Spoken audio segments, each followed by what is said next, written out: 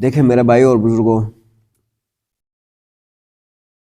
ہم سمجھتے ہیں کہ ہماری محنت سے، ہماری نوکری سے، ہمارا باغ دوڑ سے سب کچھ ہوتا ہے، جبکہ ایسی بات نہیں ہے۔ ہمارے چاہنے سے، ہماری محنت سے کچھ بھی نہیں ہوتا۔ ہمارے چاہنے سے، ہماری محنت سے کچھ بھی نہیں ہوتا۔ وہی ہوتا ہے جو اللہ سبحانہ و تعالیٰ چاہتا ہے۔ اس یقین کو اپنے دماغ میں بٹھانا ہے، اس بات کو اپنے ذہن میں، اپنے دل میں پیوست کر کے بٹھانا ہے کہ ہمارے ہاتھ پاؤں سے، ہماری محنت سے کچھ بھی نہیں ہو سکتا۔ اللہ سبحانہ و تعالیٰ کی ذات ہی کرتی ہے اور اسی کا فیصلہ اٹل حقیقت ہے۔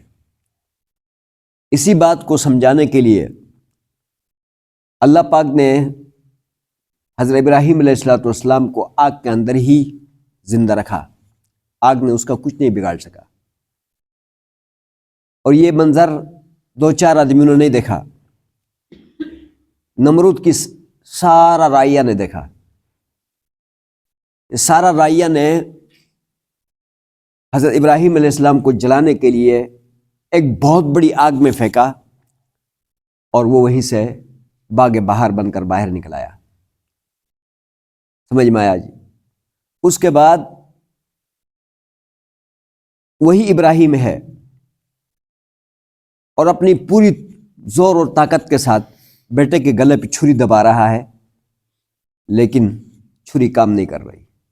تیز تراز چھری، وہ بھی عرب کے جو ہے سخت ترین پتھروں کے اوپر تیز کی ہوئی۔ سمجھ میں آیا جی؟ لیکن چھری نے نہیں کام کیا، اور ابراہیم اسماعیل بچ گیا۔ تو مطلب آگ سے بھی نہیں ہوا، چھری سے بھی نہیں ہوئی۔ آپ کو پتہ ہے کہ جب ادھر بڑا ہاڑ آتا ہے تو بڑے ہاڑ میں ہم لوگ کتنا دور بھاگتے ہیں کہ بہا کے لے جائے گا۔ تو پانی کا کام ہوتا ہے ڈبو دینا، کیا دینا؟ ڈبو دینا۔ تو ابراہیم حضرت موسیٰ علیہ السلام کو اللہ نے پانی پہ پار کیا، سمندر میں، کوئی تھوڑا سا پانی میں نہیں، سمندر میں نہیں ڈوبا، اور وہی پانی ہے اور جس میں فرعون اور اس کا سارا لشکر تباہ ہو گیا۔ سمجھ میں آیا جی؟ اور یہ منظر دو چار نے نہیں دیکھا، یہ منظر حضرت موسیٰ علیہ السلام کے ساتھ جتنے بنی اسرائیل کے لشکریں تھی وہ سارے لشکروں نے دیکھا۔ اسی طرح حضور علیہ السلام کے ان انگلیوں سے چشمے نکالا، ان انگلیوں سے، اور وہ کوئی دو چار قطرے نہیں تھے۔ 350 صحابہ نے اس پانی کو استعمال کیا، نہایا، کپڑے دھوئے، ان کے جانوروں نے پیے، اونٹوں نے پیا، سواریوں نے پیا، اور یہ منظر کوئی 2-3 آدمیوں نے نہیں دیکھا۔ اس کے 350 صحابہ گواہ ہے۔ سمجھ میں نہیں آیا؟ حضور علیہ السلام نے صفا پر پہاڑی کے پاس کھڑا ہو کر چاند کی طرف اشارہ کیا، چاند کے 2 ٹکڑے ہوئے، ایک صفا کے پیچھے چلا گیا، ایک مروہ کے پیچھے چلا گیا۔ یہ منظر کوئی 1-2 آدمیوں نے نہیں دیکھا، سارا عرب، سارا مکہ نے دیکھا ہے۔ سمجھ میں آیا جی؟ تو اب اگلی بات سمجھانے کے لیے یہی بات عرض کر رہا ہوں۔ یہ باتیں اس لیے کی کہ تاکہ ہمارا دل و دماغ میں یہ بات بیٹھ جائے کہ ہمارے فیصلے کوئی نہیں کام کرتے، ہمارا محنت کچھ نہیں کام کرتا۔ ہم محنت کرنے کے لیے نکلے، راستے میں مر جائے، اللہ ہمیں مار دے، کچھ کر سکیں گے؟ سمجھ میں آیا جی؟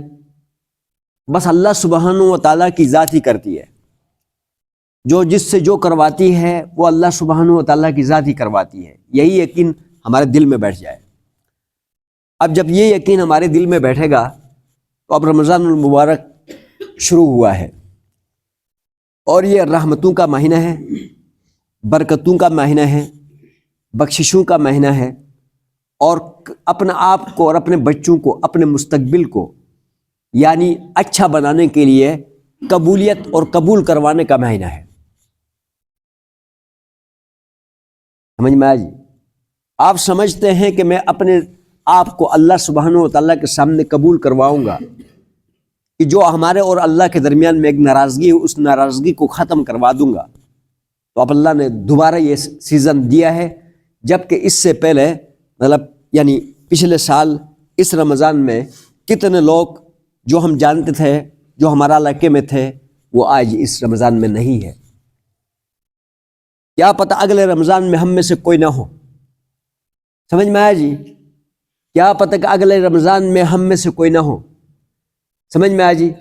تو اسی رمضان کو اللہ نے جب دوبارہ نصیب کیا تو اس میں سب سے پہلے یہ کام کرنا ہے کہ یہ اس رمضان کے مہینے میں دعائیں قبول ہوتی ہیں، اور یہ گارنٹیڈ ہے۔ سمجھ میں آئی جی؟ ویسے بھی اللہ سبحانہ وتعالیٰ کی طرف قرآن کہتا ہے، مطلب کوئی وقت، کسی بھی وقت اللہ کے سامنے بندہ عاجز ہو کر پوری توجہ کے ساتھ حلال کھا کر پورے وثوق کے ساتھ اللہ سے مانگے تو پورا سال ہی قبول کرتا ہے۔ لیکن خصوصی طور پر اور اس رمضان میں تو رمضان میں تو گارنٹی ہے کہ دعائیں کیا کرتا ہے اللہ تعالیٰ قبول کرتا ہے۔ خود اللہ تعالیٰ فرمایا وَقَالَ رَبُّكُمُ ادْعُونِي أَسْتَجِبْ لَكُمْ، تمہارے رب نے کہا ہے کہ مانگو تو فوراً قبول کروں گا۔ یہ جو ہم استجب کے شروع میں سین ہے نا، اس کو باب استفعال کا سین کہتے ہیں۔ سمجھ میں آئی؟ اس کے معنی تو جلدی، اور مانگتے ہی فوراً قبول کروں گا، یہ معنی ہے اس کا۔ اور دوسری جگہ فرمایا وَإِذَا سَأَلَكَ عِبَادِي عَنِّي فَإِنِّي قَرِيبٌ أُجِيبُ دَعْوَةَ الدَّاعِ إِذَا دَعَانِ فَلْيَسْتَجِيبُوا لِي وَلْيُؤْمِنُوا بِي، جب میرے بندے میرے بارے میں پوچھے کہ کہاں ہوں تو بتا دینا کہ کیا ہوں، بہت زیادہ قریب ہوں۔ ہر پکارنے والے کی پکار کو کیا کرتا ہوں؟ قبول کرتا ہوں۔ سمجھ میں آیا جی؟ اور تیسری جگہ میں اللہ کیا فرما رہا ہے؟ وَادْعُوهُ خَوْفًا وَطَمَعًا إِنَّ رَحْمَتَ اللَّهِ قَرِيبٌ مِّنَ الْمُحْسِنِينَ، کہ مطلب امید کی حالت میں بھی کوئی لالچ لگا ہو کسی ضرورت کے لیے، کوئی حاجت کے لیے، اس کو پکارو، خوف لگا ہو پھر بھی اس کو پکارو۔ یعنی ہر حالت میں جب آپ اس کو پکاریں گے تو آپ محسن کہلائیں گے، اور محسنین کے لیے اللہ تعالیٰ کی رحمت کیا ہے؟ قریب ہے۔ جو پکارتے ہیں نا وہ محسنین ہیں، نیک لوگ ہیں، اور جو اللہ کو پکارتے ہیں ان پکارنے والوں کے لیے اللہ کی رحمت کیا ہے؟ بہت قریب ہے۔ جو نہیں پکارتے ہیں اللہ نے ان کے لیے بھی وعید سنایا ہے کہ جو اللہ تعالیٰ سے نہیں مانگتے ہیں، اپنا آپ کو بڑے مست خان بنائے ہوئے ہیں، تو اللہ فرماتے ہیں کہ ان کے لیے میرا عذاب بڑا سخت ہے۔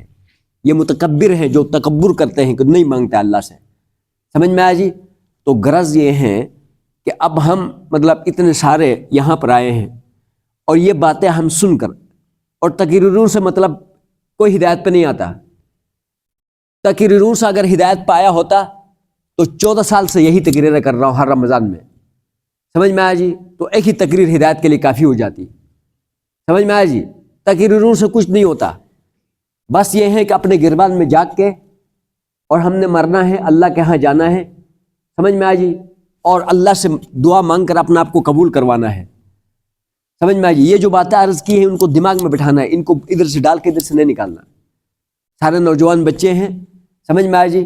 اگر ہم لوگ ابھی جتنے یہاں آئے ہیں ہم یہ عہد کر لیں کہ اب ہمارا پورا سال اسی طرح گزرے گا، مسجد سے دور ہو، جنگل میں ہو، ادھر بھی ہم نماز پڑھیں گے، شہر میں ہو کسی مسجد میں پڑھیں گے، اپنے علاقے میں ہو اپنی مسجد میں پڑھیں گے۔ یہ فیصلہ آج ہم یہاں سے کر کے چلے جائیں پوری عزم کے ساتھ، تو پھر جب ہمت مردہ مدد خدا، جب عزم ہوتا ہے تو اللہ کی کیا ہوتی ہے؟ مدد ہوتی ہے۔ اور پھر ابھی شروع میں آگے ایک صف 1.5 صف بن گئے، اور جو ہے کیا نام ہے، کچھ دنوں کے بعد موسمی بٹیرے گزر بھی رہے ادھر سامنے سے اندر نہیں آ رہے، تو پھر یہ 2-4 دن آنے کا کوئی فائدہ ہوگا؟ سمجھ میں آئے جی؟ تو اس لیے میں نے آپ کو اس پوری تقریر کا اندر 3 باتیں بتائی۔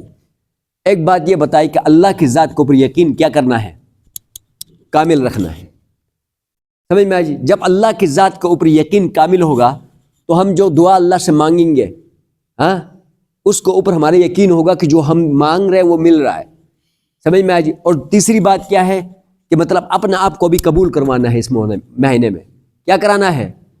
قبول کروانا۔ ایک پوائنٹ بات جو رات کو بتایا تھا، سمجھ میں، وہ پوائنٹ بات کیا ہے؟ بھائی دیکھو ہم لوگ بس دعا مانگی ایسے، بس ایسا منہ پھیر کے چلے گئے، ایسا نہیں۔ یعنی پروسوک طریقے سے دعا مانگنا ہے، توجہ اللہ کی طرف ہو، تھوڑا ٹائم اللہ کو دے کے۔ سمجھ میں آیا جی؟ تھوڑا کم سے کم آپ لوگوں کے لیے کم سے کم 10 منٹ ہونا چاہیے، ہمارے لیے کم سے کم گھنٹہ ہونا چاہیے۔ سمجھ میں آیا جی؟ تو آپ لوگوں کے لیے کم سے کم اللہ کی تعریف کرو کہ یا اللہ تو نے مجھے شکل و صورت دیا، اتنا خوبصورت دیا، اللہ نے مجھے والدین دیے، مطلب بہن بھائی دیے، اپنی اولاد دی، مال دیا، اللہ نے صحت دیا، اس طرح کر کے اس کو کہتے ہیں مناجات، مطلب اللہ کی تعریف کی، اللہ کا شکریہ ادا کیا، پھر اللہ سے مزید چیزیں مانگی، سمجھ میں آخرت مانگا، دنیا مانگا، سمجھ عذابات سے پناہ مانگی، تکلیفوں سے پناہ مانگی، مصیبتوں سے پناہ مانگی، سمجھ میں آجی، یہ ساری چیزیں کر کے اللہ سے مطلب 10 منٹ مطلب دعا مانگی، لیکن پوائنٹ بات کیا ہے، اب میں نے مثال کے طور پر صوبیدار صاحب سے جو ہے کیا نام ہے 10,000 روپے مانگا کہ صاحب جو ہے نا میرے کو 10,000 روپے دو، ان کا میں انشاءاللہ ہفتے میں دے دیتا ہوں۔ اب میں پوری امید میں بیٹھوں گا کہ صوبیدار صاحب مجھے 10,000 روپے، اور 10 کو بتا بھی دوں گا کہ مجھے انہوں نے 10,000 روپے دینا ہے، کیونکہ اس نے وعدہ کیا ہے، مجھے پوری یقین ہوتا ہے۔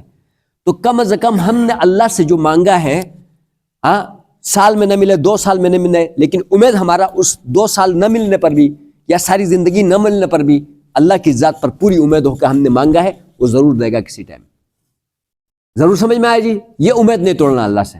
دعا کی قبولیت کی سب سے پوائنٹڈ بات یہ ہے کہ اللہ سے جو مانگا ہے وہ نہ بھولے ہمیشہ۔ مطلب میں جب کسی تھوڑی مشکل میں آتا ہوں نا تو میں ضرور یہ بات دماغ میں رکھتا ہوں، یہ میں نے فلاں جگہ میں اخلاص کے ساتھ یہ دعا مانگی تھی، اور حرم میں یہ دعا مانگی تھی، اور رات کو فلاں جگہ یہ دعا مانگی تھی، اور میں پوری یقین پر ہوتا ہوں کہ یہ والی دعا مطلب میری رائے گاہ نہیں جائے گی، اور خدا کی قسم نہیں جاتی۔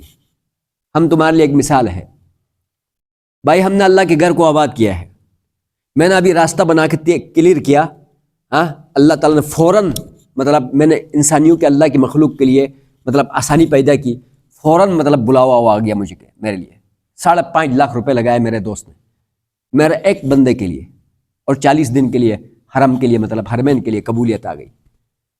تو اللہ کے گھر کو آباد کرو، سمجھ میں، اور یہ 5ویں مرتبہ فری میں جا رہا ہوں، 5ویں مرتبہ۔ یہ بتاؤ یہ سبق ہے یا نہیں ہے؟ یہ عبرت ہے یا نہیں بھائی؟ ہم تمہارے لیے عبرت ہے کہ ہم نے اپنے بچوں کو قرآن سکھایا۔ تو اب بتاؤ کہ اللہ کے فضل سے نہ مالی طور پر میں تنگ ہوں، اور نہ دماغی طور پر میں تنگ ہوں، نہ گھریلوی طور پر میں تنگ ہوں، سمجھ میں آجی، اور بار بار اللہ اپنے حرمین کی یہ جو بار بار زیارت فری میں کروا رہا ہے، یہ اس بات کی دلیل ہے کہ ہم نے اللہ کے گھر کو اخلاص کے ساتھ، تنخواہ کے لیے نہیں۔ آپ کو خود پتہ ہے آپ لوگ جو یہاں بیٹھے کتنی تنخواہ دیتے ہو، سمجھ میں آجی، ہم نے تنخواہ کے اللہ کی رضا کے لیے یہی آواز لگائی کہ اللہ کے گھر کو آباد کرو، تم آباد ہو جاؤ گے۔ یہ پھر کہہ رہا ہوں کہ اللہ کی گھر کو آباد کرو، تم خدا کی گھر کو آباد کرو، تمہارا گھروں کو اللہ کیا کرے گا؟ آباد کرے گا۔ نہیں اللہ کے گھر کو آباد کرو گے تو پھر دھکے کھائیں گے۔ بس، وآخر دعوانا الحمدللہ رب العالمین۔